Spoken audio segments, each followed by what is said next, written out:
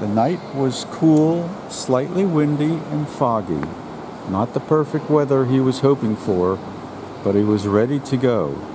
He had practiced in 50-plus miles an hour fan-driven wind. Thousands were lined up on the U.S. and Canadian sides of Niagara Falls. Millions more were glued to their TVs around the world.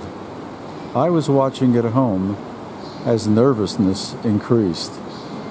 It was 2005, excitement was in the air, and Nick Wallenda was stepping on a high wire, attempting to be the first person to cross over Niagara Falls.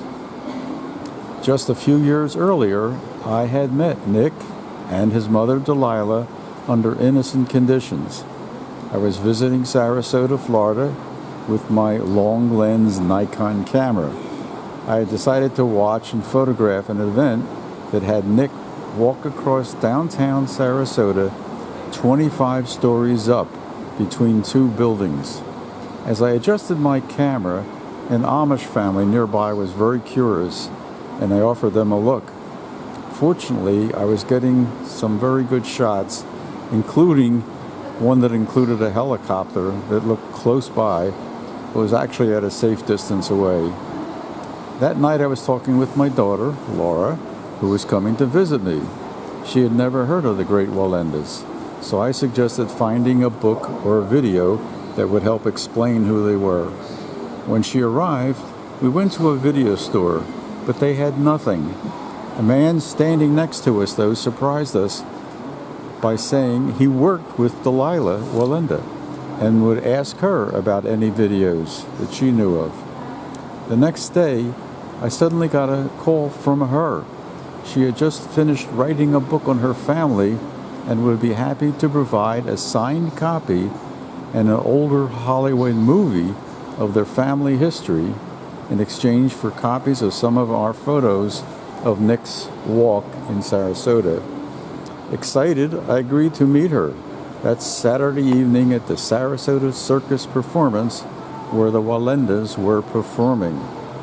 Saturday night came quickly enough, and we drove into the circus parking lot.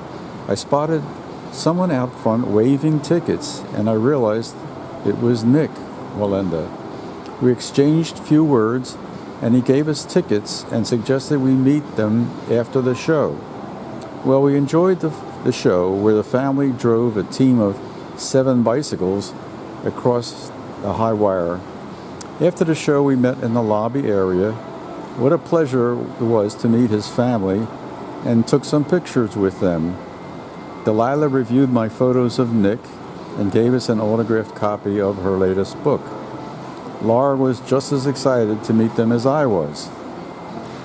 In 2011, in her 50s, who regularly performed with the team, actually walked the 100-foot towers of the Condado Towers Hotel in Puerto Rico, the same hotel where her grandfather, Carl Wallenda, had died in a fall. We stayed in touch while they lived in Sarasota, but they were quickly traveling around the country with events at Niagara Falls and then the Grand Canyon. I was tickled that I met them and been one of their early photographers. Good. You like that? Yeah.